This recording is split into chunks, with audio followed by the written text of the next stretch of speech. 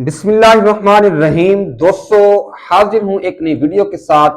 जैसा कि हमने पिछले वीडियो में बताया था कि रोजे की इस्लाम में क्या अहमियत है, तो आज हम बात करने जा रहे हैं कि रोजे की कुरान करीम और इसके अंदर इसका मकसद क्या बयान किया गया है, रोजा हमें क्या सिखाता है।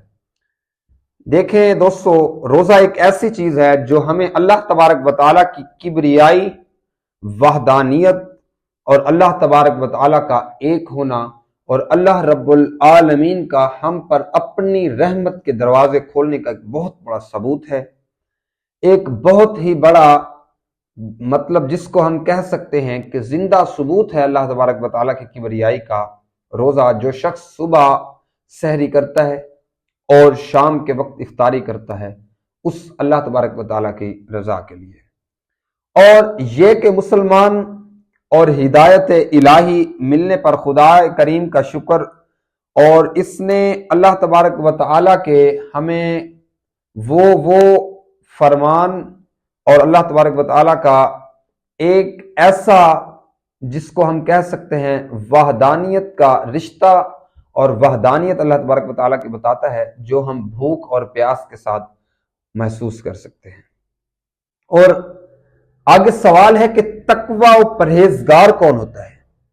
देखिए, तकवा दिल की उस कैफियत को कहते हैं, उस हालत को कहते हैं कि जब इंसान कोई गलत काम करने लगे, जब इंसान किसी गलत काम के लिए कदम उठाए तो उसके दिल के अंदर झिझक महसूस हो, उससे खौफे खुदा महसूस हो, उसे अल्लाह तबारक व तआला का खौफ महसूस हो, उसको तकवा और परहेजगारी कहते हैं। मतलब वो शख्स समझ लें कि तकवा के साथ रह रहा है। क्यों? रोजे का एक बहुत बड़ा ऐसा दर्स है कि जो हमें तकवा और परहेजगारी सिखाता है, गुनाह से बचाता है। और रोजे की कुरान मजीद के अंदर यह फजीलत है कि रोजा हमें गुनाह से भी बचाता है, अल्लाह तबारक व तआला की तकवा और परहेजगारी का दर्स भी देता है, और इंसान के अंदर तड़प होती है। और रोजे का मकसद यह है कि इंसान की कैफियत को खौफ, मतलब इंसान की कैफियत के अंदर अल्लाह तबारक व तआला का डर पैदा करना। दूसरे अल्फाज में हम ये भी कह सकते हैं कि रोजा खुदा तरसी की ताकत इंसान के अंदर जो पैदा करता है, अल्लाह तबारक व तआला का मतलब किसी गरीब का एहसास पैदा होना, इंसान के दिल के अंदर कोई ऐसा लम्हा पैदा हो जाए कि जिससे गरीबों की गुर्बत का एहसास हो जाए।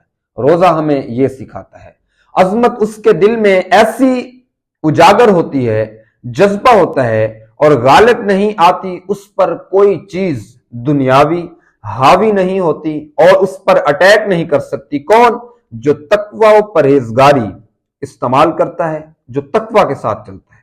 और तकवा इंसान के अंदर कब आता है? तकवा उस वक्त आएगा जब इंसान नमाज, रोजा, हज, ज़कात के साथ जुड़ा होगा, अरकान इस्लाम के साथ मुकम्मल जुड़ जाएगा। और अहदीस में रोजे के फजाइल क्या बयान किए गए हैं? हदीस के अंदर भी ये इसके कोई फजाइल हैं। जी हाँ, हदीस करीम सल्लल्लाहु अलैहि वसल्लम, रसूलुल्लाह सल्लल्लाहु अलैहि वसल्लम ने इरशाद फरमाया, जब रमजान आता है तो आसमान के दरवाजे अल्लाह तबारक व तआला की जात अल्लाह रब्बुल आलमीन आसमान के दरवाजे खोल देते हैं, और एक रिवायत में कि रहमत के दरवाजे खोल दिए जाते हैं और जहन्नम के दरवाजे बंद कर दिए जाते हैं। रोजे की इतनी बड़ी फजीलत है और माह रमजान की इतनी बड़ी फजीलत है। और रसूलुल्लाह सल्लल्लाहु अलैहि वसल्लम ने फरमाया, अल्लाह रब्बुल आलमीन इंसान को रोजे का जो अजर है, जो सवाब है, अल्लाह तबारक व तआला खुद देगा, और उसके अजर का, उसके सवाब का सिर्फ अल्लाह की जात को ही पता है। मतलब ये रोजा हमारे लिए इतनी बड़ी रमजानुल मुबारक की आमद है, और इतनी बड़ी। और फरमाया कि जब जन्नत के दरवाजे खोल दिए जाते हैं, फरमाया जहन्नम के बंद कर दिए जाते हैं, शैतान को जंजीरों से जकड़ा जाता है, शैतान को पकड़ लिया जाता है, बांध दिया जाता है, सिर्फ